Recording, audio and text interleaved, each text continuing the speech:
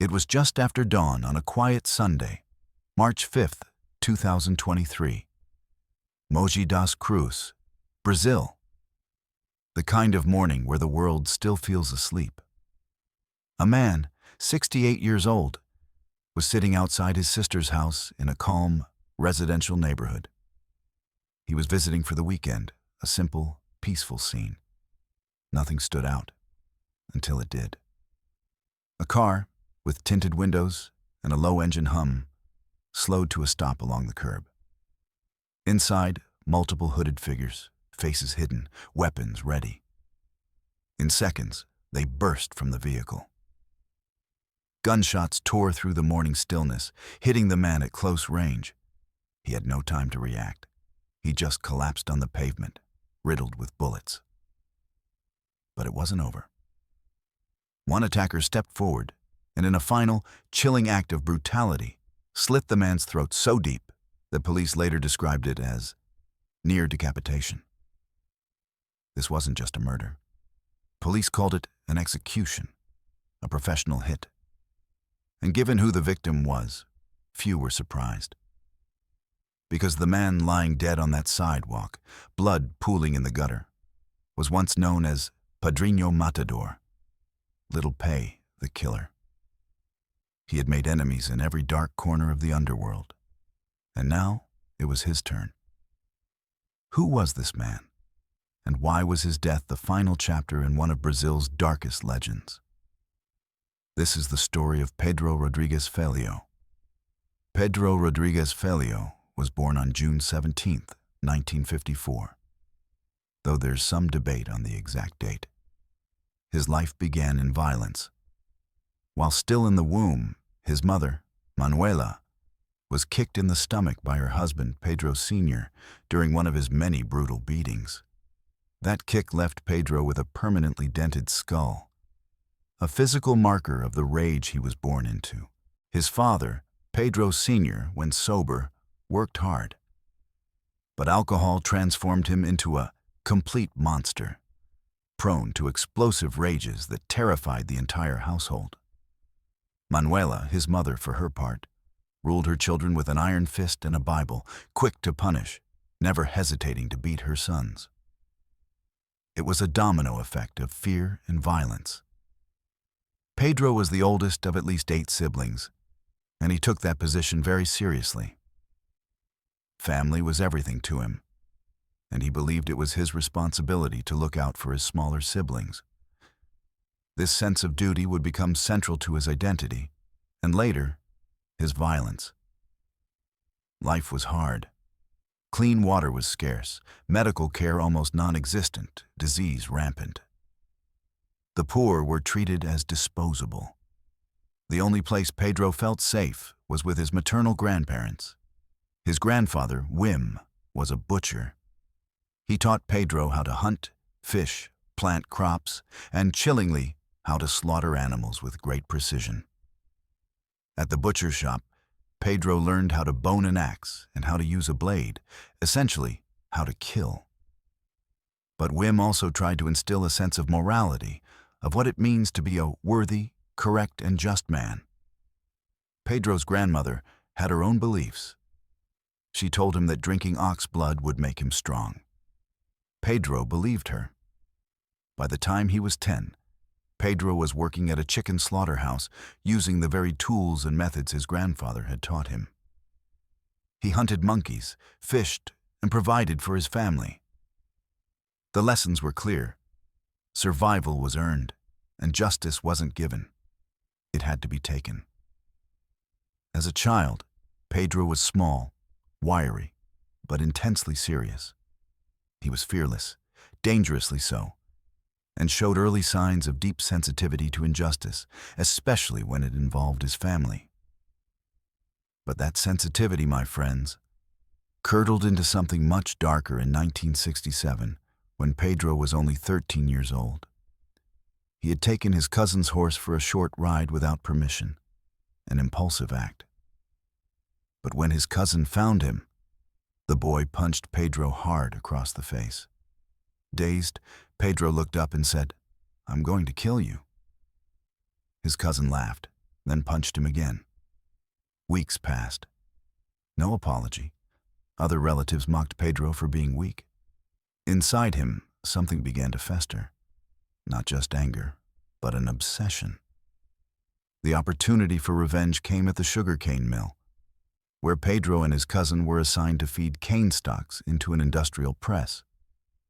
2 giant steel rollers that crushed the stalks into pulp. Pedro did his job and waited for his moment. Then, without warning, Pedro shoved his cousin into the rollers. His cousin's arm got stuck, crushed all the way up to his shoulder until the machine completely jammed. But Pedro wasn't satisfied. He picked up pruning shears and stabbed his cousin repeatedly, trying to reduce the body enough so it could still push through the press. Foul, terrifying. The attack was interrupted by workers who heard the screams. His grandfather turned off the machine just in time. Pedro was arrested as a minor, but with pressure from his grandfather, he was released within days. His only punishment? He was ordered to clean the machine of the blood and flesh. It took him 4 weeks. Later in life, Pedro would retell the story with pure amusement, laughing as he described the attack. He felt no remorse. In his mind, he had brought his cousin to justice, the balance restored. And with that, Pedro Rodrigues Filho felt his first taste of justice, and of something else, pleasure. The urge to kill had awakened. In 1968, Pedro was 14 years old, and his life took an irreversible turn. His father, Pedro Sr., was abruptly fired from his night janitor job at a local school, accused of stealing food and supplies. Pedro Sr. denied it, but his word was dismissed in favor of a daytime guard. The consequences were devastating. His father was jobless, branded a thief, and the family spiraled into poverty. Pedro watched his siblings go hungry, his mother cry in his silence. Pedro believed his father had been wronged, that the balance needed to be restored, and someone had to pay. Pedro retreated into the wilderness, armed with a .36 caliber rifle, a machete, and a Green Army backpack. He built a makeshift camp, living feral for months, surviving off wild game, meticulously planning. One night, he laid in wait outside the deputy mayor's house, the man who had authorized his father's dismissal. When the deputy arrived, Pedro raised his grandfather's rifle and fired. The man died instantly. Pedro fled into the dark. This was the first man Pedro had killed. He felt no remorse, only satisfaction and righteousness. But the injustice wasn't fully avenged. There was still someone responsible.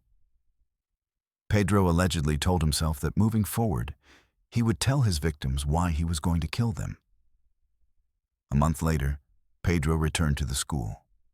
His next target, the daytime guard, the man he believed had falsely accused his father.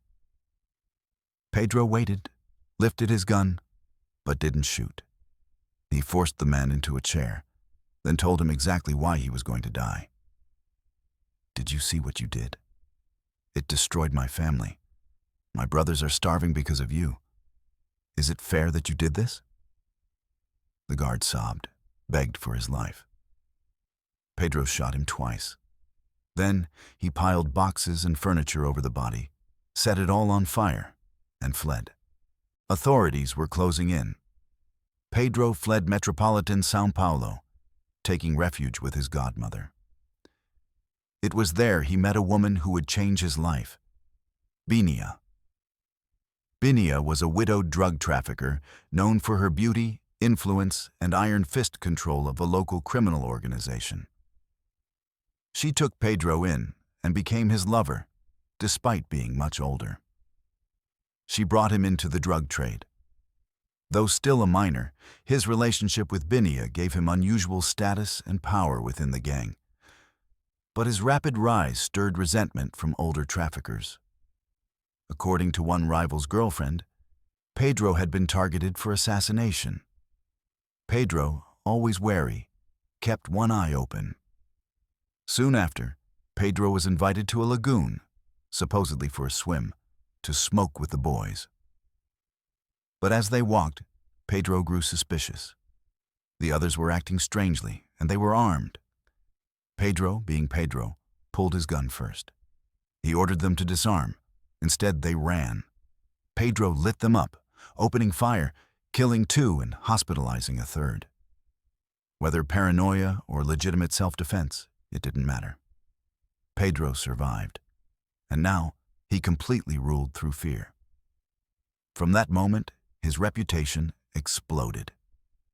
He became known as Padrino Carter, Cartridge Petty, a reference to his favorite weapon, a 2-shot saw-off shotgun. With his trusted partners, Gauso and Z. Capetta, they carried out multiple crimes, even double-crossing rival dealers.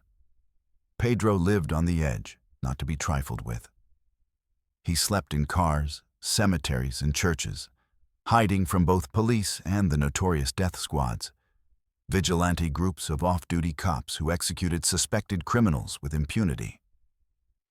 One day, karma found him. He was ambushed.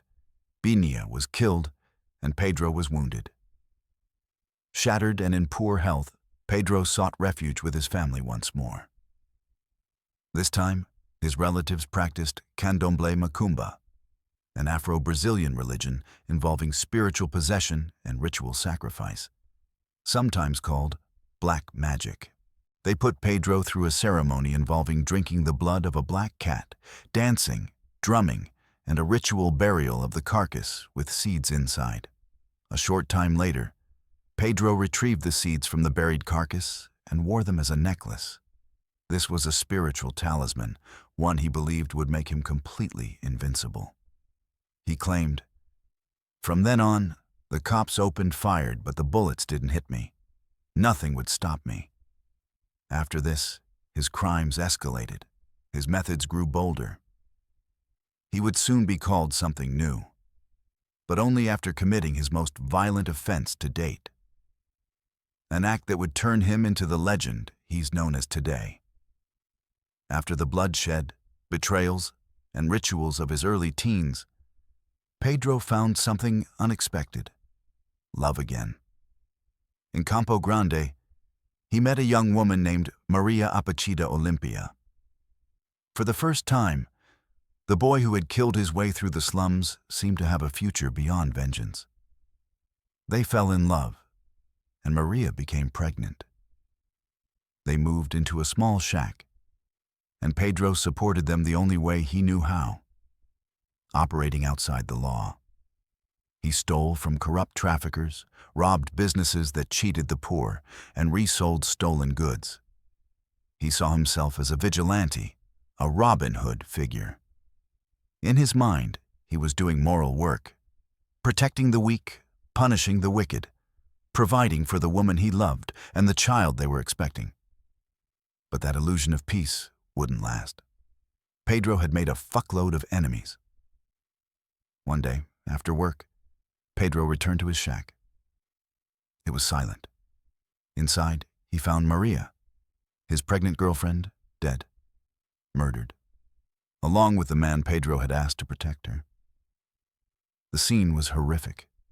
The killer had used their blood to write a message on the wall for Pedro. "We will get you." Maria had been 7 months pregnant. Pedro's life was already drenched in blood. Now, he was consumed by pure rage. This wasn't justice he needed to serve. It was personal. Pedro set out, spending over a year hunting. He interrogated anyone with information, tortured people who didn't give answers fast enough.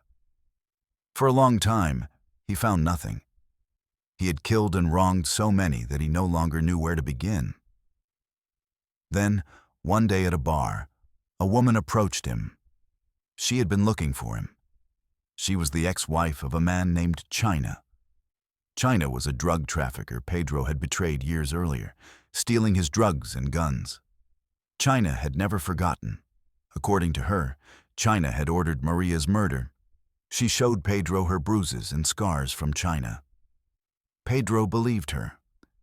And then she told him something else. China's brother was getting married that weekend, and she told Pedro exactly where. Pedro called up his old allies, Guachinojo and Zapeta. He told them, "We're going to a wedding. Every man there gets a bullet, but if you shoot a woman or child, you'll have to answer to me." A line straight out of an action movie. Pedro and his compadres went to the wedding. The venue was full, guests drinking, dancing, toasting. Pedro and his men slipped inside completely undetected. Pedro approached the doorman, claiming to be an honored guest of China. Moments later, Pedro spotted China. He raised his 12-gauge saw-off shotgun. He fired right into China's chest, killing him instantly on his wedding day.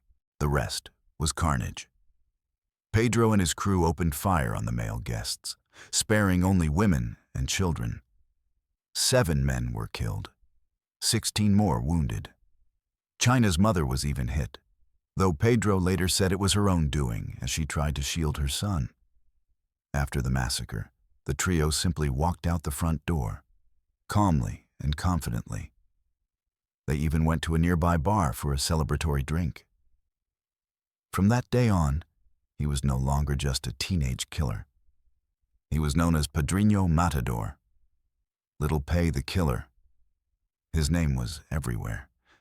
He was a mythic figure, the boy who avenged his unborn child, the man who massacred an entire wedding party in the name of justice, who claimed to be guided not by impulse, but by a moral code. After the wedding massacre, Pedro didn't go into hiding. He leaned into the myth. He even took up a pair of twins in a polyamorous threesome relationship, living like a complete gangster, enjoying notoriety, money, and respect. He got tattooed. Across one arm, the words, "I kill for pleasure." On the other, the name Maria, and beneath it, "I can kill for love." Pedro claimed he killed daily. He would say, "I would summon the devil." It was a ritual. It was like, "This body is yours. This blood is yours." Then he would find a man, someone who'd beaten a woman or preyed on the weak, and he would drink their blood, just as his grandmother had once told him it would make him stronger. Mere months after avenging Maria, another personal grievance arose, this time involving his cousin. Pedro discovered that his favorite female cousin had become pregnant, but her boyfriend disgracefully refused to marry her, abandoning her and his unborn child. Pedro, enraged by this mistreatment, took it upon himself to retaliate. He hunted down the boyfriend and shot him in the head in cold blood as punishment for dishonoring the family. In Pedro's eyes, this was just another righteous kill. The man had wronged his flesh and blood, so lethal vengeance was warranted. This incident added to the growing tally of Pedro's victims, proving that no perceived injustice against his family would go unanswered, even relatively minor domestic ones. Pedro's reputation grew. He was a fully wanted man, hunted by police and death squads. Yet, even the death squads hesitated around Padrino Matador. His name carried weight. His reach extended farther than most knew. But even legend is no shield. The myth doesn't protect against betrayal. Pedro's inner circle began to unravel. His 2 buddies, the men who stood beside him at the wedding massacre, were both killed, one by police, one by a death squad. Though Pedro had always lived as a loner, paranoia began to set in, and justifiably so. His twin lover's father owned a bar in São Paulo, a place Pedro visited often. One day, as he sat drinking at the bar, the police came in. The twins' father had tipped them off. Pedro was ambushed in a dramatic raid, a hail of bullets, screaming voices. He was very badly wounded in the firefight, collapsing to the ground, bleeding out. he passed out to the sound of officers yelling for his death. When he woke, he was chained to a hospital bed, surrounded by nurses, police, and television cameras. The vigilante killer was caught. The myth had been subdued. Brazil's most feared teenage executioner was about to enter a place even more violent than the streets: Brazil's prisons. Pedro spent 25 days recovering, shackled in place, before being transferred to prison. The guards gave him a choice: protective custody or general population, GenPop, where the friends, brothers, and sons of Pedro's victims were waiting. Pedro didn't give a damn. He went to GenPop. He entered a system notorious for its brutality, overcrowding, and corruption, where guards often handed power to the inmates. Violence ruled everything. On the ride to prison, Pedro was chained inside the transport truck with another man, a serial rapist, the lowest of the low. By the time they got there, only one man was left alive, in the back of the van. From the moment he arrived, Pedro sent a message. He would not be intimidated. Within days, 5 men tried to ambush Pedro in the yard. When it was over, 3 were dead, and 2 ran off bleeding. Pedro walked away basically unharmed. Pedro had quite literally entered one of the most violent prison systems in the world, and he just made it his bitch. He turned anything into a weapon: spoons, wires, shivs, even his bare hands. When he couldn't find a blade, he relied on his fists or his chilling specialty: breaking necks. He maintained this strength daily by punching concrete cell walls until they were slick with his blood, building his pain resistance like armor. He learned martial arts and lifted homemade weights. Pedro wasn't impulsive. Sometimes he would even befriend his victims, gain their trust, eat meals with them, even hug them, only to kill them months later once they were comfortable. He was a meticulous planner, very smart. He stood on a pedestal of his own morals, believing in execution, not emotion. He had no regret after a kill, no hesitation. In time, Pedro became the boogeyman behind bars. Other inmates feared him. Guards learned to stay out of his way. And still, he kept killing. Not all his killings were driven by revenge. In one case that became folklore, Pedro claimed to have killed a cellmate simply because the man snored too loudly. Later, he clarified that the truth was darker. During a hospital transfer, Pedro had shared a room with a prisoner who watched him too intently while he was being intimate with his girlfriend during a visit. Pedro said, "He disrespected me. He stared. That's why I killed him." He slit the snoring man's throat. Then there was Claudio, the traitor. Claudio was a former friend Pedro had protected on the inside. Claudio was eventually released and welcomed into Pedro's family, even beginning a relationship with Pedro's sister. But after an altercation with Pedro's brother, Claudio shot and killed Pedro's sister, Sana. When Claudio naturally returned to prison for killing Pedro's sister, he expected vengeance from Pedro. Day by day, he looked over his shoulder. One day he got it. While Claudio was studying in his cell, Pedro waltzed in. He grabbed him by the hair and cut through his throat with a knife, completely decapitating him. Pedro later said, "He was my friend, but I just had to kill him. I'm justified." As his infamy grew, Pedro began receiving letters from people on the outside, begging him to kill specific inmates: rapists, child abusers, extortionists, scum of the earth. Sometimes Pedro would oblige, but he refused to kill for money. He was like a pro bono bounty hunter. He evaluated each case meticulously to make sure it was justified. If he deemed the man guilty enough, he would strike, similar to the fictional Dexter. Sometimes he would beat them to death, sometimes stab them, sometimes throw them down an elevator shaft.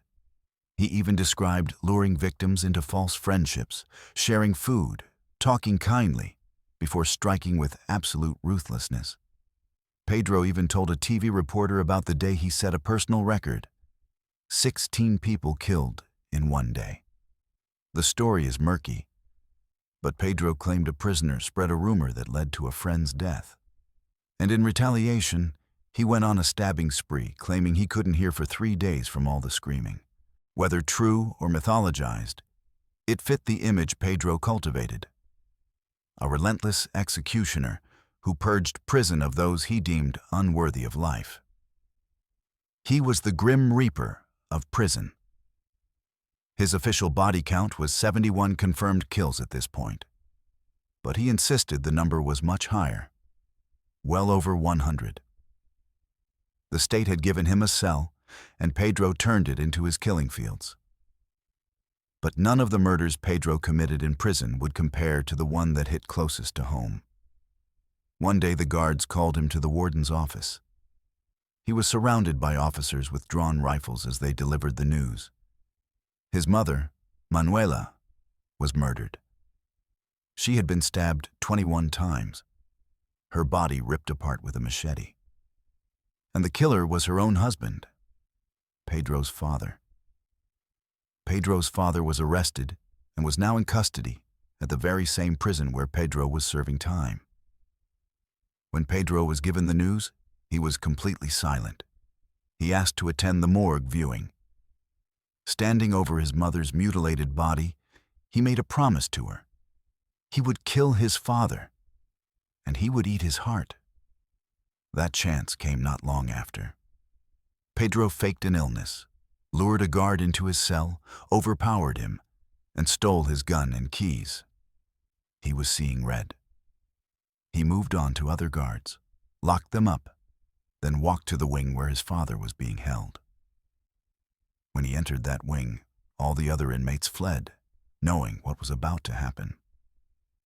The only person who didn't flee was Pedro Sr., who stood there completely still. He allegedly said to Pedro, "You are right, my son." Pedro didn't reply. He lunged forward and plunged a knife into his father, beginning to count the stabs out loud. 1, 2, 3. He counted 22 times, one more than the amount of times his father had stabbed his mother. Pedro had now delivered the justice he felt the system never could. For the Brazilian justice system, Pedro Rodrigues Filho was an anomaly, a man who broke the system simply by surviving it.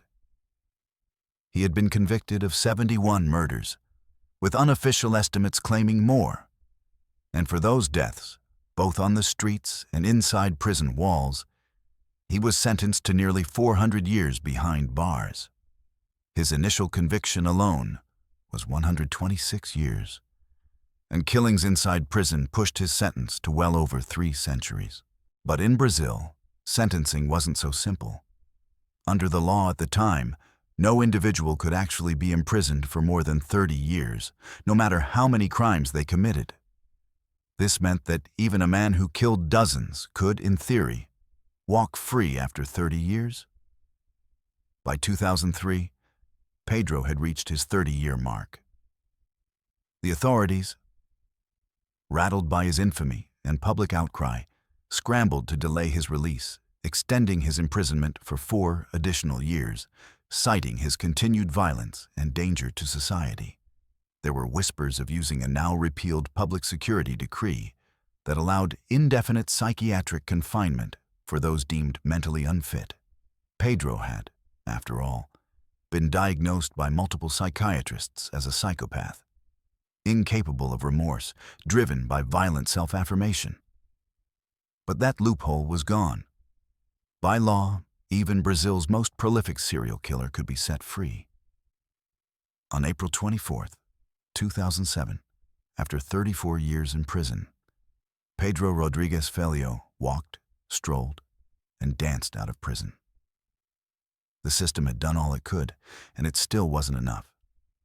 The world Pedro stepped into was unrecognizable.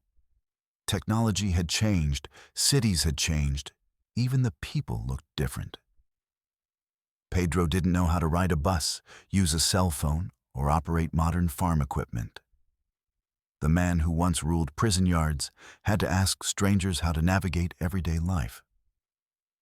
Pedro moved into a small pink cottage, took a job as a farm caretaker, and began attending church regularly, attempting to reshape himself into something new, something more peaceful. There were no signs of violence, no bloodshed. Yet, he wasn't entirely safe. Enemies from the past caught wind of his release. One day, in Santa Catarina, a group of men recognized him in public. They went to gather reinforcements, knowing they couldn't take him on. Pedro escaped just in time, fleeing to his sister's house, and, at least he said, didn't seek revenge. His audience grew. People recognized him in the streets, fans asked for selfies, even police officers shook his hand. Pedro had become something previously unthinkable, a social media star. As his online presence exploded, so did public fascination. People drew comparisons between Pedro and, you guessed it, Dexter Morgan, the fictional serial killer who hunted other murderers. Pedro leaned into that comparison, reportedly saying, "I only killed those who were no good. If I didn't kill them, they would kill me, and they would kill others who didn't deserve to die." He continued to give interviews, released an autobiography, and collaborated with filmmakers and musicians, even appearing in a rap song about his life. As he attempted to rebrand himself as a man of peace, he also covered up his past. Literally, he began replacing his old tattoos. "I kill for pleasure" became a scorpion. "Revenge" became love. A crude devil tattoo became a tribal symbol. An odd cross on his back transformed into Jesus and cherubs. Even Maria's name was covered with a feather. He was literally trying to erase his past while owning up to it in his videos.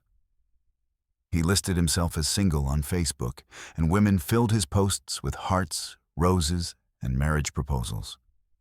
Pedro, once the terror of Brazil's prisons, had become a brand.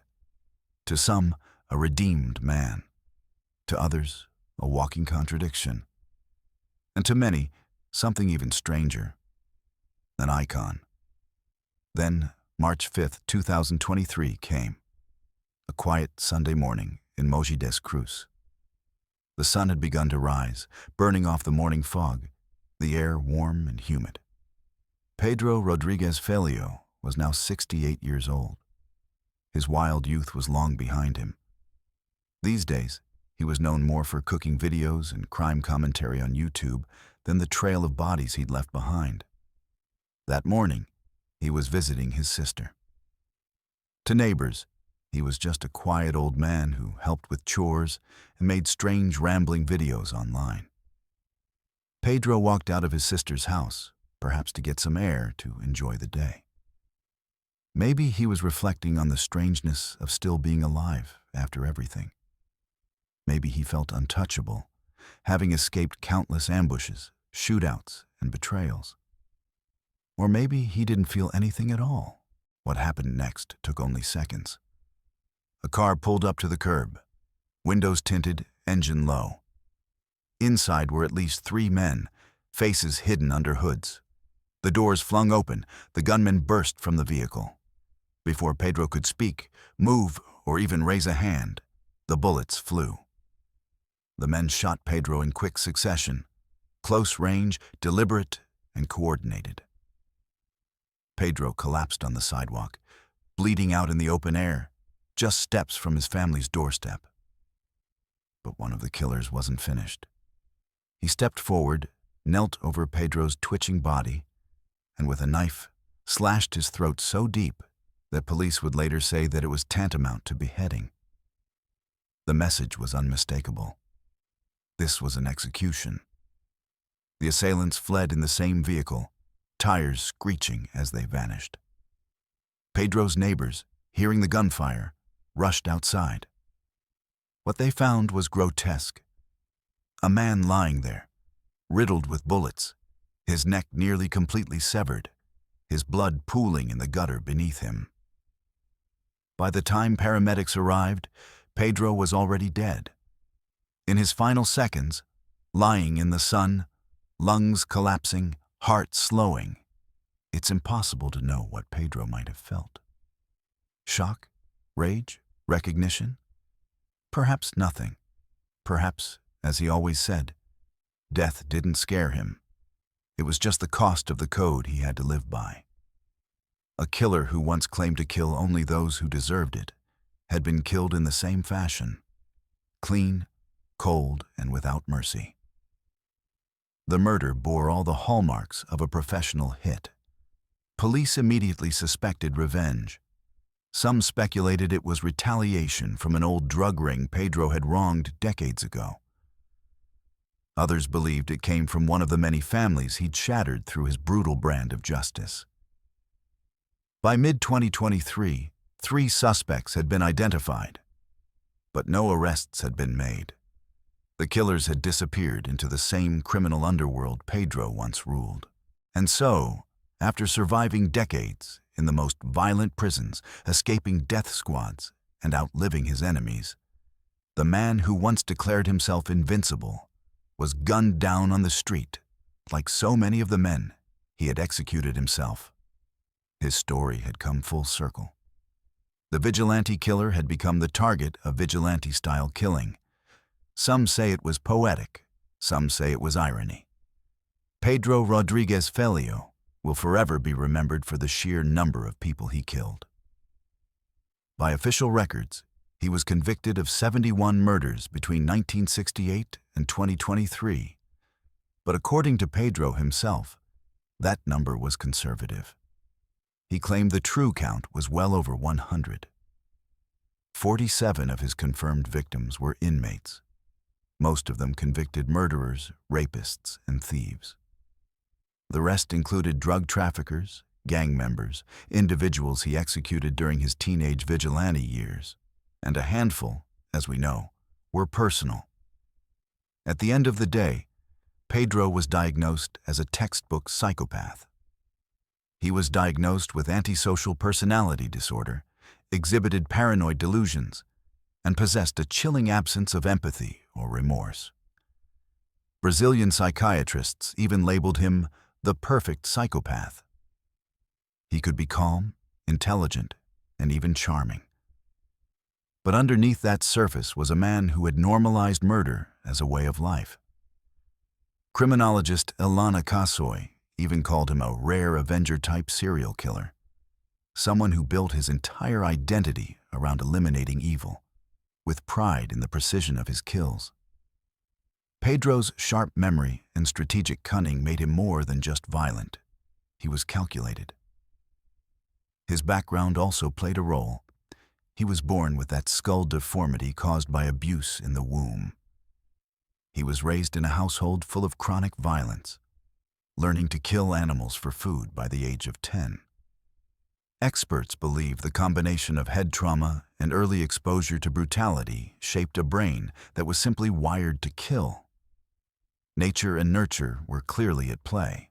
When debates arise over the ethics of vigilante justice, Pedro is cited as the most extreme example of what happens when one man decides he knows who deserves to live or die. So was he a hero? Was he a monster? Was he a symbol of justice? Or a warning of what happens when morality becomes personal? The answer, obviously, depends on your perspective. But one thing is certain. Pedro Rodrigues Filho didn't just kill people. He forced a country, and eventually the world, to confront how thin the line is between justice and murder, especially when fiction and reality look so much alike. This story is insane, right? Absolutely mind-blowing. I'd love to hear what you think down below. Was Pedro a product of his violent environment, or simply a monster? Did he deserve his end? Or was he, in a twisted way, serving a greater purpose? Let me know your thoughts in the comments. And if you enjoyed this deep dive, please consider liking this video, sharing it with a friend, and subscribing to the channel for more true crime stories. Until next time, stay safe and try not to poke the bear.